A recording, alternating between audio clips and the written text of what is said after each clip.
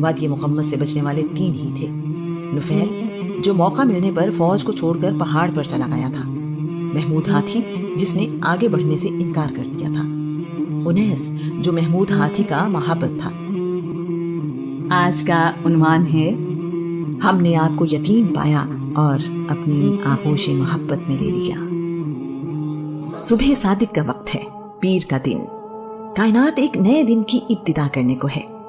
پرندے چہچہا رہے ہیں، روشنی اندھیرے کو مٹا رہی ہے، سورج اپنی چمک سے دنیا کو روشن کرنے کو ہے۔ عرب میں بہار کا موسم ہے، جب پھول کھلتے ہیں، سبزہ اگتا ہے، ہر چیز کھلی کھلی ہوتی ہے، ہر شے خوبصورتی اور تازگی کا احساس دیتی ہے۔ بہار کا پہلا مہینہ ربیع الاول اپنے 11 دن گزار چکا ہے۔ یہ 12ویں دن کی صبح ہے، اپریل کی 22 تاریخ اور سال 571 عیسوی ہے۔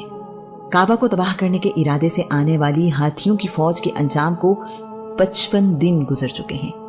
ایرانی بادشاہ نوشیروان کی بادشاہت کا 40واں سال ہے۔ شفا بنت عوف اور فاطمہ بنت عبداللہ بی بی آمینہ کے پاس موجود تھے۔ بنی ہاشم کا سارا خاندان دعا مانگ رہا ہے۔ سب اس خوشخبری کے انتظار میں ہیں کہ بی بی آمینہ کے گھر اولاد ہوگی، عبداللہ کی اولاد، وہ عبداللہ جو سب کا پیارا تھا، وہ عبداللہ جو اپنی جوانی میں سب کو چھوڑ کر اپنے رب کے پاس چلا گیا۔ عبد المطلب ہر سانس کے ساتھ اپنے رب کے حضور دعا مانگ رہے ہیں۔ اتنی دعائیں تو عبد المطلب نے اپنے کسی بیٹے کے لیے نہیں مانگی تھی۔ عبداللہ کی والدہ فاطمہ بنت عمر کی دعائیں سانسوں کے ساتھ چل رہی ہیں۔ آمینہ کے گھر بیٹا پیدا ہو تو سمجھیں گی عبداللہ مل گیا۔ ہر طرف خوشبو پھیلی ہے، اس قدر روشنی پھیلی کہ دور دور تک دیکھا گیا۔ مبارک ہو، مبارک ہو، بی بی آمنہ کے گھر بیٹا پیدا ہوا ہے۔ ہر طرف یہی آوازیں ہیں۔ بنی ہاشم کو جتنی خوشی اس بیٹے کے پیدا ہونے کی ہے، اس کا اندازہ لگانا مشکل ہے۔ سب کی دعا تھی کہ عبداللہ کے گھر بیٹا پیدا ہو۔ اللہ کریم نے ان کی دعائیں قبول کر لی۔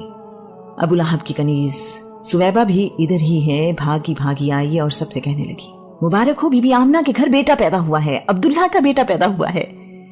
اپنی کنیز کی آواز سن کر ابو لہب نے بھتیجا پیدا ہونے کی خوشی میں سویبہ کو آزاد کر دیا ہے۔ رسول اللہ صلی اللہ علیہ وآلہ وسلم کا کمال دیکھیں، ان کے دنیا میں آتے ہی غلاموں کو آزادی نصیب ہونے لگی۔ یہ کیسا یتیم پیدا ہوا ہے جو یتیموں اور بے بس لوگوں کے لیے اللہ کی رحمت بن کر آیا ہے۔ سویبہ کی خوشی کی کوئی حد نہیں ہے۔ غلامی سے آزادی ملنا عرب میں زندگی ملنے سے بڑی خبر ہے۔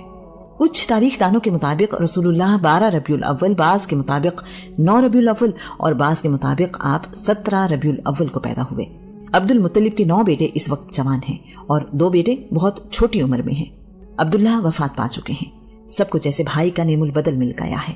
عبد المطلب کو اپنی 100 سالہ زندگی میں اتنی خوشی نہیں ملی جتنی اس خبر نے دی ہے۔ عبد المطلب کو ایسے لگ رہا ہے جیسے جوانی واپس لوٹ آئی ہے۔ پوتے کو گود میں لیا، ماتھا چوما اور اپنے سینے سے لگایا۔ اس قدر خوبصورت بچہ، یقیناً یہ بڑے نصیب والا ہوگا۔ عبد المطلب نے اپنے 3 سال کے بیٹے عباس کو اپنا پوتا دکھاتے ہوئے کہا، یہ دیکھو اپنا بھائی کتنا پیارا ہے۔ عبد المطلب اپنے خدا کے حضور سجدہ شکر بجا لائے ہیں اور کعبہ کا طواف کیا ہے۔ سب سے پہلے رسول اللہ کو بی بی آمینہ نے دودھ پلایا، اس کے بعد سویبہ نے رسول اللہ کو دودھ پلایا۔ رسول اللہ کے پیدا ہونے سے 6 دن پہلے عبد المطلب کے گھر سیدہ حالہ سے بیٹا پیدا ہوا ہے۔ اس کا نام حمزہ رکھا گیا ہے۔ حمزہ اور رسول اللہ میں ساری زندگی بہت دوستی رہی۔ سویبہ نے حمزہ کو بھی دودھ پلایا اور رسول اللہ کو بھی۔ وہ رسول اللہ کے رضائی بھائی بھی ہیں۔ رسول اللہ اور حمزہ کے ابتدائی سال قبیلہ بنی سعد میں گزرے۔ دونوں خالہ زاد بھائی بھی ہیں۔ سب سے بڑا رشتہ بعد کے سالوں میں بنا جب یہ رشتہ نبی اور امتی میں بدلا۔ حمزہ سے بہت سال بعد کسی نے پوچھا، حمزہ آپ اور رسول اللہ میں سے بڑا کون ہے؟ حمزہ نے کہا، بڑے تو رسول اللہ ہی ہیں، بس میں 6 دن پہلے پیدا ہوا۔ رسول اللہ کے پیدا ہونے کے 7ویں دن عبد المطلب نے رسول اللہ کے سر کے بال اتروائے اور بالوں کے وزن کے برابر سونا صدقہ دیا ہے۔ عبد المطلب نے قریش کو ضیافت دی ہے۔ عبد المطلب کی خوشی ان کے چہرے سے آیا ہے۔ عبد المطلب سب سے مبارکباد وصول کر رہے ہیں۔ آنے والے مہمانوں نے پوچھا ہے کہ بنی ہاشم کے سردار نے اپنے پوتے کا نام کیا رکھا ہے؟ محمد۔ عبد المطلب نے کہا، میرے پوتے کا نام محمد ہے۔ قریشی سردار بولے، یہ نام تو آپ کے خاندان کے ناموں سے مختلف ہے۔ عبد المطلب کہنے لگے، مجھے یقین ہے کہ میرا پوتا بڑی عزت پائے گا۔ اور دنیا جہان میں اس کی تعریف کی جائے گی، اس لیے میں نے اس کا نام محمد یعنی تعریف کیا جانے والا رکھا ہے۔ قرآن مجید میں رسول اللہ کے 5 ناموں کا ذکر کیا گیا ہے: محمد، احمد، عبداللہ، مزمل، مدثر۔ رسول اللہ کی حدیث ہے کہ میرا نام محمد ہے اور میرا نام احمد ہے۔ رسول اللہ کے والد کا نام عبداللہ بن عبد المطلب، رسول اللہ کی والدہ کا نام آمنہ بنت وہب، رسول اللہ کے دادا کا نام عبد المطلب بن ہاشم، رسول اللہ کی دادی کا نام فاطمہ بنت عمر، رسول اللہ کے نانا کا نام وہب بن عبد مناف، رسول اللہ کی نانی کا نام برہ بنت عبد العزیٰ۔ جس صبح رسول اللہ پیدا ہوئے اس دن ایک یہودی مکہ میں پہاڑی پر چڑھ کر زور زور سے کہنے لگا: قوم قریش، کیا تمہارے ہاں آج کوئی بیٹا پیدا ہوا ہے؟ لوگوں نے کہا: ہمیں معلوم نہیں۔ یہودی کہنے لگا: قریش میں جو بچہ آج پیدا ہوا ہے وہ اللہ کا آخری نبی ہے۔ اللہ کے نبی موسیٰ نے جس ستارے کے بارے میں بتایا تھا آج رات وہ طلوع ہوا ہے۔ رسول اللہ کی پیدائش، والدین، ہجرت کی ساری تفصیل آپ سے پہلے آنے والی آسمانی کتابوں میں موجود ہے۔ رسول اللہ کے والدین کا نام اور آپ کے یتیم پیدا ہونے کا ذکر بھی ان کتابوں میں موجود ہے۔ رسول اللہ سے پہلے آنے والے نبی مختلف نشانیاں بتاتے رہے ہیں۔ یہودی علماء کے مطابق موسیٰ نے ایک ستارہ طلوع ہونے کے بارے میں بتایا تھا، جب وہ ستارہ طلوع ہوگا تو اس وقت کائنات کا آخری نبی پیدا ہوگا۔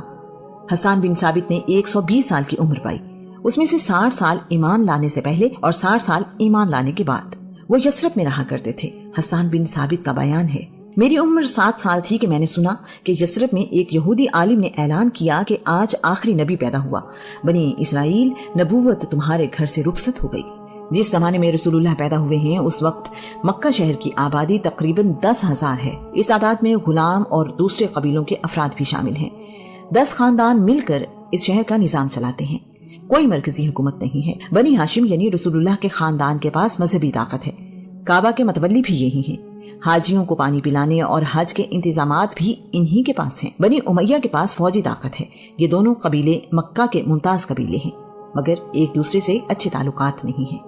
اللہ پاک قرآن پاک کی سورہ الدخان میں فرماتا ہے: ہم نے آپ کو یتیم پایا اور اپنی آغوش محبت میں لے لیا۔ حلیمہ بی بی آمینہ کے بیٹے کو اپنے ساتھ نہیں لے جانا چاہتی۔ ماں غریب ہے اور باپ دنیا سے رخصت ہو چکا ہے۔ ایسی خدمت نہیں ملے گی جیسی باپ اپنے بیٹے کی خوشی میں کرتا ہے۔